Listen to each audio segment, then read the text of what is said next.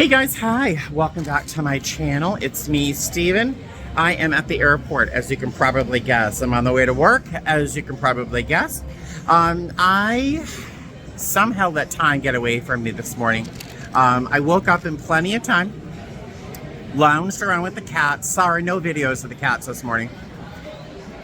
Lounged around, checked Facebook, blah, blah, blah. Then I leapt up out of bed thinking, what the hell am I doing? I have things to do.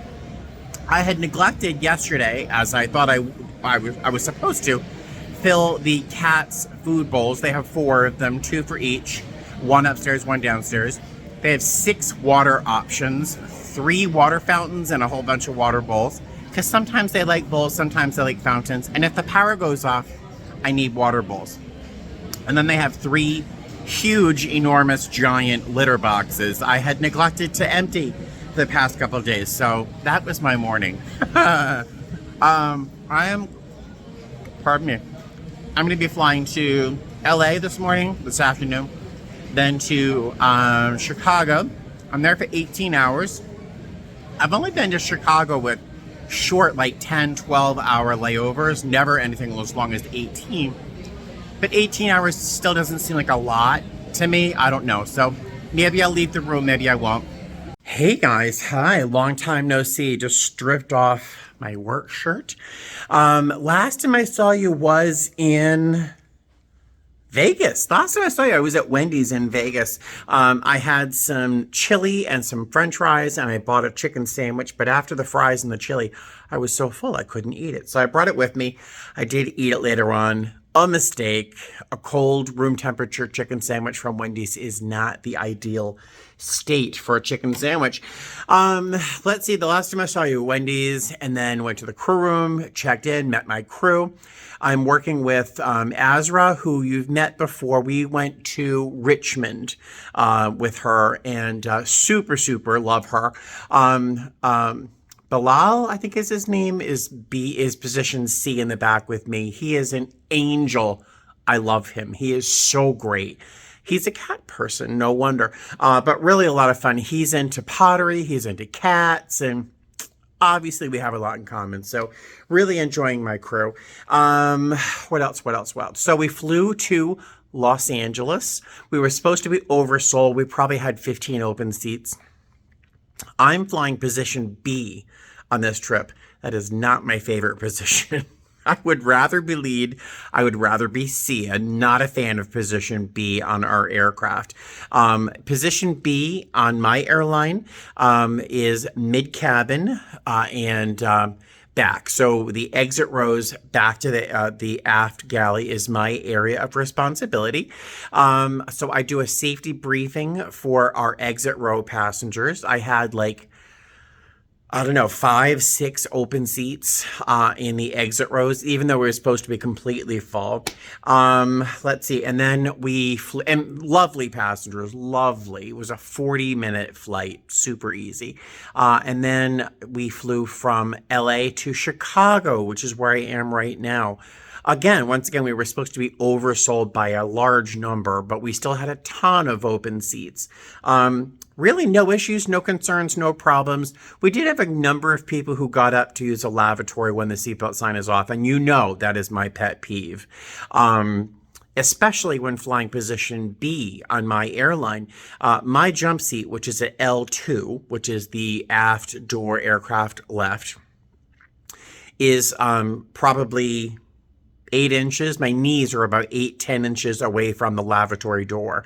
So anytime someone has to use a lavatory and I'm in my jump seat because I've been told to be because of my whatever, blah, blah, blah, I have to get up out of my seat to let someone use a lavatory. So it puts the passenger, when it's not safe to be up, it puts them at risk for injuring themselves and anybody around them. But it also puts me at risk because there are times I should not be up out of my jump seat. But do you hear the rant? I'm so sorry. So early in the video, I'm complaining. I usually wait till later to complain. But needless to say, beyond a handful of people going to the bathroom at the wrong time, a lovely flight. Really, really great. We had one which is an unaccompanied minor, Sebastian. It was his first time flying by himself. He was a love. Such a love, such a love. Was he 13? Just a good kid. Just a good kid. I wish his mother had been there when we dropped him off because I wanted to say, you're doing a great job. But he had to stay with the gate agents while we got to the hotel shuttle. What else? Yeah, I think that's it. Just a really nice flight. 3 hours and 20 something minutes, I think, to Chicago from LA. I'm in the hotel room. I'm a little anxious. You know how I am about noise in hotel rooms, and so far, nothing. It's quiet. The walls here are very thick. It's an older hotel. But coming into the hotel, there's probably 18 people in the galley, in the lobby area, all of them intoxicated. So there's something going on here. And I really don't want to hear drunk people yelling next door to my hotel room. So cross your fingers for me. You know how irritable I get with that. What else? I think that's it. So our shuttle, and I keep talking, our shuttle is 6 o'clock tomorrow evening. It is 12:39 in the morning. I'm going to eat some of this chicken smush. It's like mush inside this packet, but it's supposed to be chicken. And one of our passengers brought us croissants. I'm not quite sure why croissants of all things, but so I'm going to have some croissants with this chicken smush. If I like it, I'll... Whoop, that is an alarm saying something on my watch. So that's what I'm eating for dinner, and maybe some cookies. And I will see you tomorrow. Hey guys. So what would a video lately be without me crying somehow?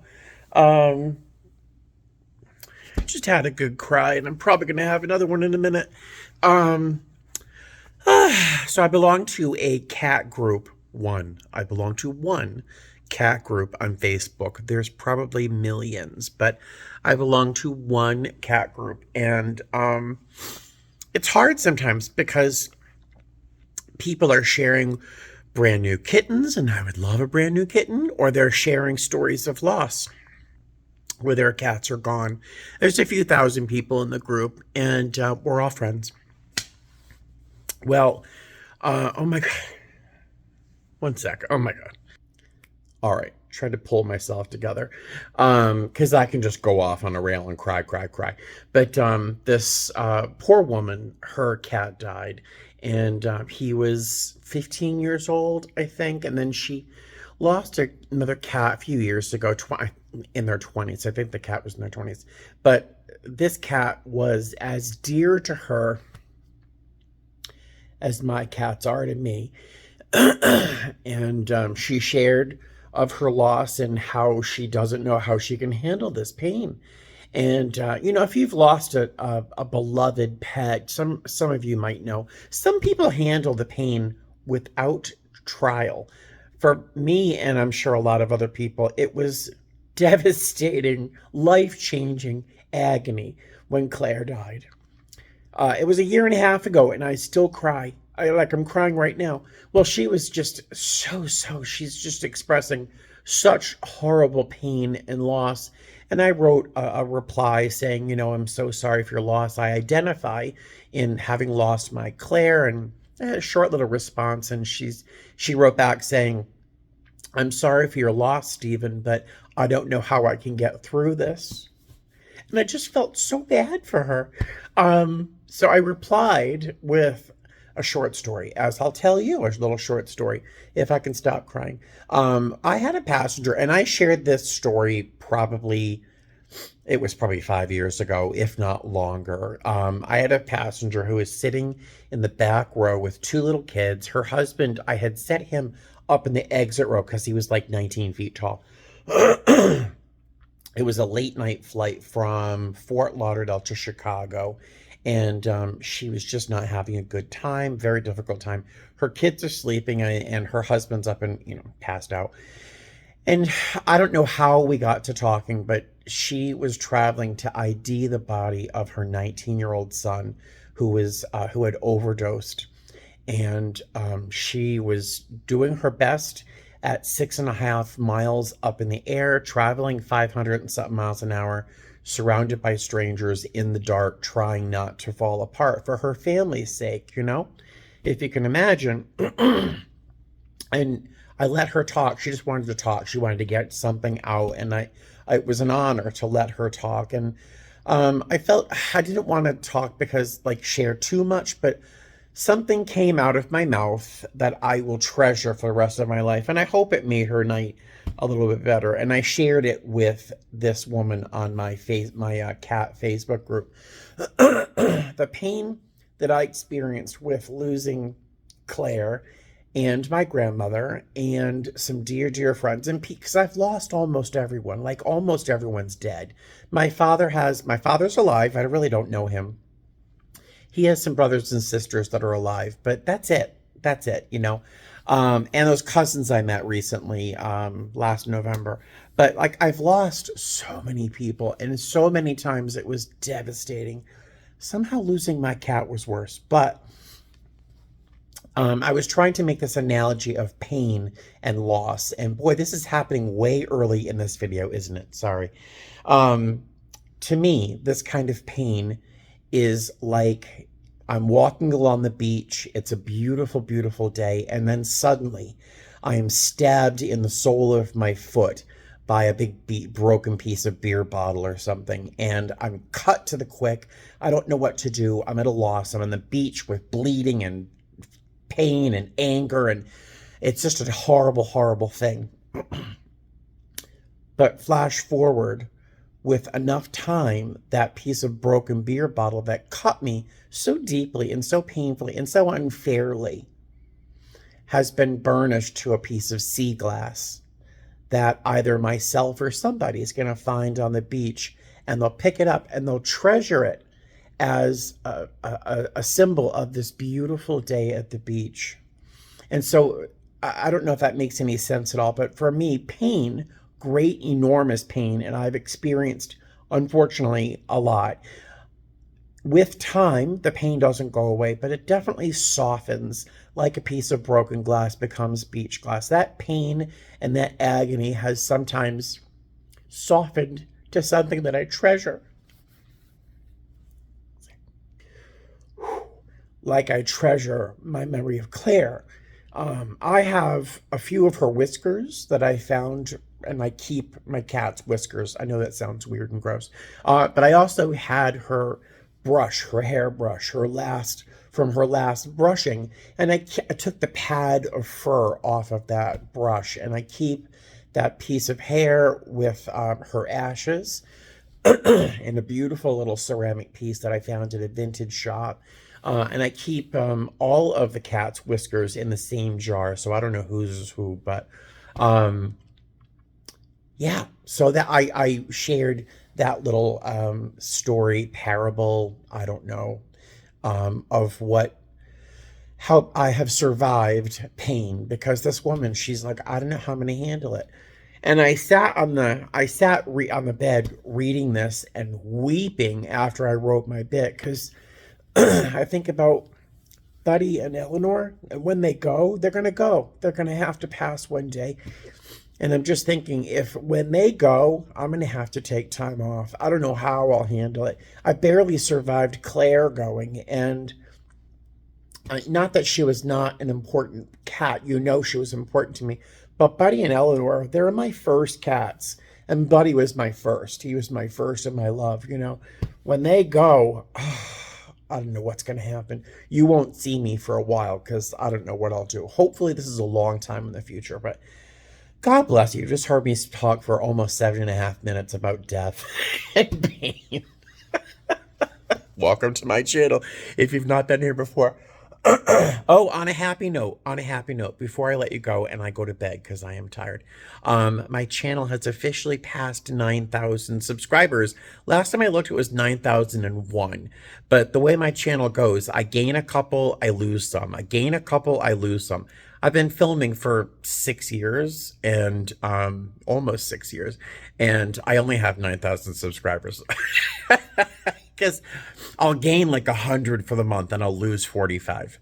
But my goal in this is not to be like the biggest YouTube channel in the world or YouTube star, but blah, blah, blah. Case in point, this is why my subscribers leave, because I'm like on a layover talking about like dying cats. Who wouldn't watch it? All right, let me go to bed. I will see you later. I think I might have one little cry in me. Yeah. I'll see you tomorrow. Hey there, hi there, ho there. How you doing? How you doing? How you doing? That's oh, I know you didn't think I could do that, did you? Yeah, no, it's a voice I use when I think I'm in danger. Or if I want to make someone laugh. I'm like, hey, how you doing, guy? What's going on there? It is. I can't keep that up for very long, though. It is 2:15 in the afternoon. My shuttle time is at 6 p.m. My show time is at 6:35. It's cutting it a little close, but the other option's taking the 5:30 shuttle, and that's overkill. So that's not happening. Last night after I saw you, I had a little cry, which is very cathartic. But I think I've cried the last like 3 videos in a row, so I got to cut that out. But I was so gutted by that woman's post on Facebook, just gutted. But yeah, so I had a little cry, had a little snack, and then I opened up my laptop and then made the epic mistake of starting to play Skyrim again. Now, I've mentioned Skyrim. It's a Bethesda Studios video game that I've been playing since it came out in 2012. Yeah, still playing it. And there's a new game coming out by Bethesda Studios, which I have already pre-purchased. It's called Starfield, which means I don't know how I'm going to function as an adult after that game comes out, because I'll be playing it a lot. Let's see. So I finally didn't get to sleep till probably, I don't know, 4:30 this morning. Now, mind you, it's a different time zone, so it's not as bad as it sounds, but I did have a very solid, restful sleep. I don't think I've had as good a deep a sleep as I did this morning. So I finally got out of bed about 11:30, 11:45. I've been farting around here in the room. I could have gone into the city to see the Bean, for example, but I've seen the Bean, and there you go. It wasn't as dramatic as I thought it would be, and the most frustrating part of it was it seemed that everybody there was trying to get a picture of themselves at the Bean without other people in the frame. But the Bean is completely reflective, and you can see there are thousands of people all trying to do the same thing. I don't know. It just seemed like a lot. So I'm not going to do that again. And I really don't know Chicago very well. I've been here before for a quick visit years ago. Went to Boys Town, walked around for a little bit, saw some boys. Yeah, so Chicago just means a really nice, comfortable hotel room. Today, I've got a little bit of news. I can't say it's good news. It's just interesting. I applied a while ago to do in-flight instruction, to be an instructor with my airline here in Las Vegas, but they weren't hiring for Vegas. They were only hiring for Orlando or Fort Lauderdale, but you had to, I don't know. But I'm unwilling to move there. I couldn't. My cats would not like it. So I stayed here in Las Vegas. But then a few weeks ago, I applied for a position that would allow me to do some mentor work. I've done some of that before, which was kind of a mixed bag back then, but I think I'm better equipped today. But also, I believe I'd be doing OEs or IOEs, which is when a flight attendant has graduated from in-flight training and is about to embark on their journey, but they have to perform and show that they can perform as a flight attendant on a real life trip, and that's called their IOE or their OE. So I would hopefully be doing those. I had applied, but I hadn't heard back. Turns out my password for my email wasn't working, and our self-service IT system bites. So I was not able to get into my email. Well, I fixed it finally last night, and I opened up my email, and there was an invitation for a video interview through Spark Hire or something like that. So all I know is it's something like 5 questions, and there are probably questions like, so describe how you worked as a team in a challenging situation or something. It's probably those kinds of questions. Or why do you want to do this? So I should have no problem with that, especially since I've spent probably 1,000 hours talking to myself and you through my phone. So I really shouldn't have too much of a problem with a video interview. We'll see. We'll see. I don't want to jinx myself. But so I'm thinking of doing that video interview during my Tampa or my Dallas layover. I've got 2 shorter layovers in the remainder of this trip. I have to have it done by the 28th. And today's the 25th. So it's got to be done the next couple of days. But that's some interesting news, so cross your fingers for me. I would like it. It would kind of shake things up a little bit. I love my job. I love my job, especially yesterday. I had 2 flights, and both times I got applause for doing my safety demo. I applause, like not just like 3 people. My whole seat section was just like my whole area of responsibility. I do a couple things, a couple little sweet little jokes or make some funny little movements, and I get laughs. People pay attention when I do my demo. So, but I occasionally need to stop flying to like the same places I fly every day. So I think it'll be nice to have a little change of pace in doing things like an OE or doing some mentoring. So that'll be interesting. I'll let you know if I hear anything from that. What else? I think that's it. I'm just going to continue to fart around on the internet. There's a lot of interesting things happening right now with our former president. A lot of interesting things happening there. And Jim Jordan, a whole bunch of interesting things are happening in the world. So I'm going to spend some time looking at the news. I'm eating some tangerines, some crackers with some peanut butter, trying not to eat too much peanut butter because that's just like 15,000 calories. And I'm enjoying some cherries. That's my snack. And I've got some food heating up in my Sabbath heat. It's some ground turkey with rigatoni, tomato sauce, chicken broth, hot pepper seeds, oregano, tomato sauce I mentioned, and some cream cheese mixed in to make it a little more something. And yeah, that's my day. That's my day. I will see you either later on before work or when I get to wherever I'm going tonight. Tampa. I will see you later. Hey there. All right, so 6 o'clock shuttle was just fine. It didn't show up till 6:01, and we threw our bags in there and took off. We got to the gate. One of us was randomed. It wasn't me for a change. And we still got to the gate at like 6:24 or something like that, so it was fantastic. We were overbooked, 188 or something. I'm not exactly sure how that happens. I suspect it's people booking through a third-party website where that then is added to our load. I don't know. I really have no idea, but yeah, there we are.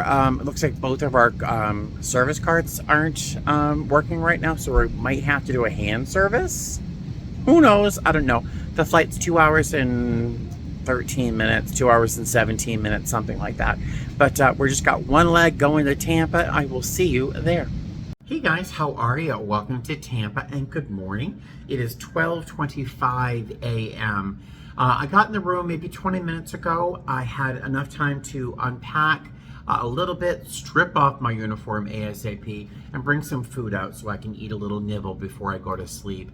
Tomorrow morning, Bilal and I are thinking about going over to, I have the TV going.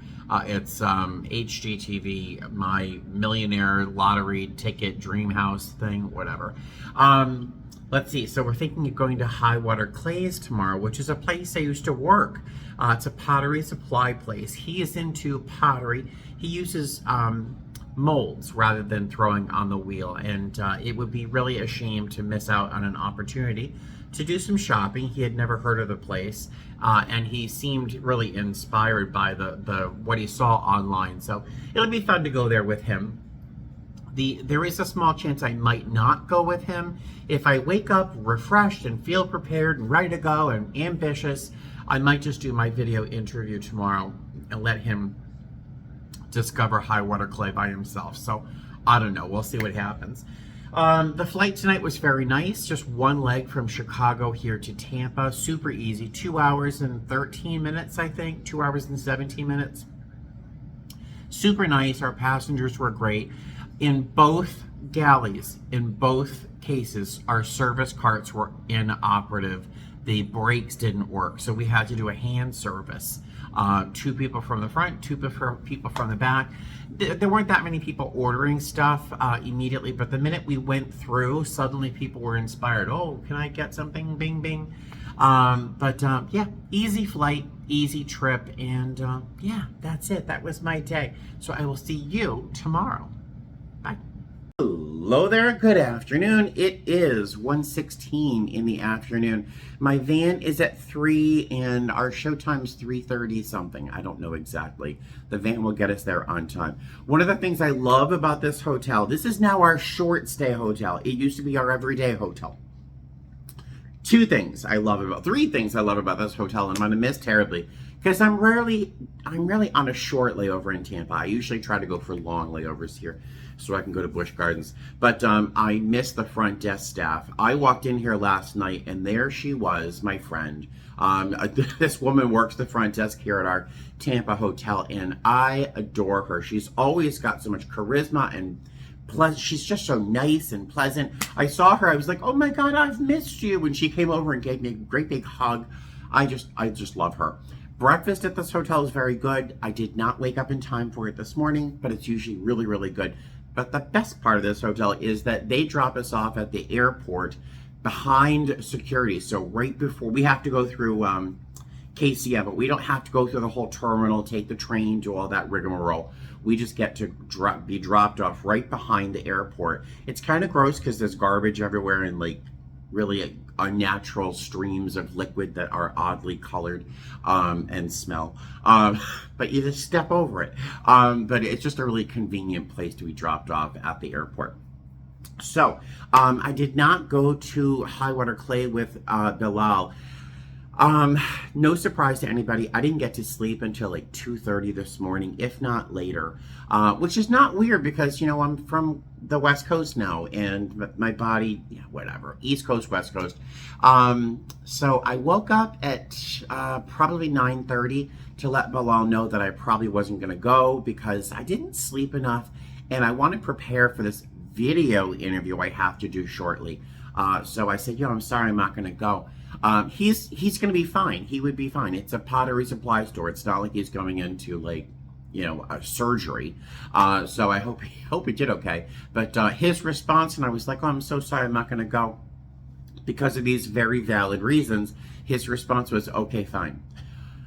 Okay. I've disappointed another man in my life. That's fine. I'm just on a roll. Let's see, what else? So I did sleep and I did not eat breakfast, but I've got lots of food with me. This video interview, I think I mentioned it earlier in this video, is to take a position that's going to be something of a mentor. I'd be available to do some office work and stuff like that, if whatever they need done in the office while I'm there, hopefully being available to mentor somebody. I don't know. But also I believe to do OEs, which is what I really, really want to do. So it'll be nice to kind of break things up a little bit. But it's a video interview, and if you've had to do one, I'm anxious. I'm actually going to go back and watch the video that I put up years and years ago about doing a video interview, just to remind myself. Because if it's just a video for my channel, hey, how are you? What's going on? Blah, blah, blah. Now for a video interview for a position, I'm a little anxious. So I think I'm gonna throw my uniform on. I have to be completely, perfectly compliant in the video, and then do this video interview, and then make some lunch. Maybe I should eat before I do the video. I should probably eat now. All right, I'll see you soon. Bye. All right, let me put this over my shoulder so I can hide my wings. It looks like I'm gonna burp a baby or something. But so I just did the video interview. Oh my God, that was stressful. The first question, very stressed. They do give you an opportunity to practice at first, but honestly, I practicing just felt stupid, so I just jumped in and did it. The first question was very stressful, but then I got in the habit. It's like when I film my videos, and I just started talking like I usually do. The only problem, the only challenge I had, and I did not face it completely the best, is that they only gave me a minute to answer a question. They gave me a minute to answer a question like, why do you want to do this? Oh my God. So it was very difficult for me to be as concise as I needed to be. No surprise to anybody.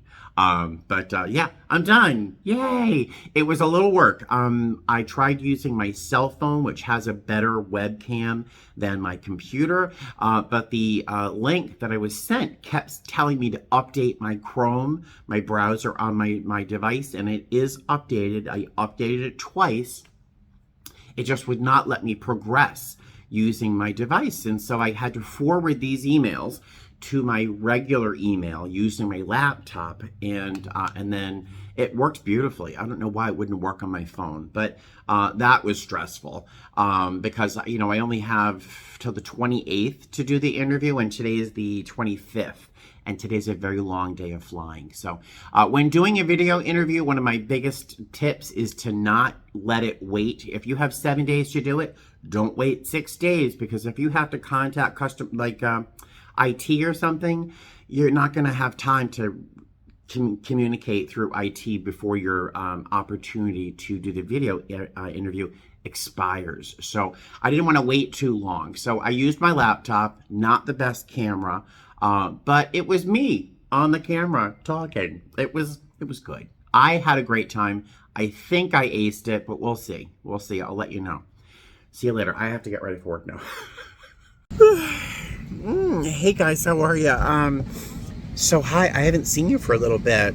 We left Tampa this morning, or this afternoon, headed off to Atlanta. That was lovely. Passengers were great. The only real challenge was the fact that we didn't have enough air. So I guess we were legal. We were legal to board. It can't be hotter than 85 degrees. But by the time the whole plane was full of people, it was like 89 in the back, and it was just gross. But yeah, really, really fun passengers, fantastic kids. And our flight to Dallas here was nice, very nice, easy passengers, no drama, no trauma. Just the normal people going to the bathroom when they shouldn't, the same as usual. And we're in Detroit now, where it's absolutely gorgeous. It's so cool and refreshing outside. We have a few open seats on this flight that I know of. It's about 2.5 hours to get back to down to Dallas, and our layover is not very long. But Bilal did go to the Pottery studio. My coworker did go, and he bought like he bought like 20 jars of glaze. I mean, he really went crazy. I was so happy that he went, and he had a great experience. I was very, very happy. He is such a nice guy. I love flying with him. He's so personable. And we have a lot in common, pottery and cats. But that's it for now. I will see you in, where am I going? Dallas. How's this for spooky hotel lighting? I am delirious. Oh my God, guys, I have lost my mind. That flight was absolutely insane, off the rails, uncomfortable, painful. It all ended up well, but it was bad. It was hard. I will tell you about it after I eat something, because I am not even sane right now. Look at this. Some insane, crazy person has it set to 77 degrees on heat in Dallas. What are they, freaking crazy? Hey guys, hi. So I'm feeling a little bit better, a little more human. I had a bite to eat, rested a bit, I farted around online for a bit, and I can feel my eyes kind of like sagging. So I'm going to tell you about tonight's leg, the last leg of our day, tomorrow when I'm rested, and hopefully I can be a little less pessimistic and a little less dark. It was a difficult trip. I'll just give you a little hint as to how complicated it was. We were supposed to land here in Dallas about 9:30, and we landed closer to 1:30. It was a shit show, I think is what I would call it. But I'm going to tell you about that tomorrow morning, because I need to go to bed. I'm beyond tired, so I'll see you later. Hey guys, hi. So I have no reason to get this comfortable at this hour. It's about 3 o'clock in the afternoon, and I've got to be downstairs at 4 for the shuttle. But I wanted to say hi and a little explanation as to why I was so destroyed last night by this trip. Oh my goodness. So the first off, the first problem was that we did not have an APU on this aircraft. It wasn't working. An APU is the auxiliary power unit, and that does things like give us air conditioning when there's no ground air, things like that. But it's handy. But and we can't board the aircraft if it's 85 degrees or higher. It wasn't that hot, so we were going to board the aircraft. First, there was a delay anyway in getting the plane. There was a short delay. Boarding, yeah, it's indescribable. I can't describe what boarding was like today. We had a large number of people who didn't speak English, so they were having a hard time understanding our directions and then not following any of them, of course. Children everywhere. Most of them were fantastic. There were a couple exceptions. It was the most chaotic boarding I think I've seen in ever, possibly, or in a very long time. It was absolute chaos. And of course, I'm position B on this trip, which meant I'm smack in the middle of it. Doing everything I can to facilitate a smooth boarding. At one point, I gave up. I kind of just walked into the back because there isn't physically room for me to move at one point. Everyone was up, bags flying around. But we got it back under control. Very good. I can say on the passengers, to compliment them, no one had any real drama or trauma. There were no acting out. There was just, for the most part, people were good, just chaotic. I can't describe it. It's like trying to describe Blue Man Group to people who haven't seen it before.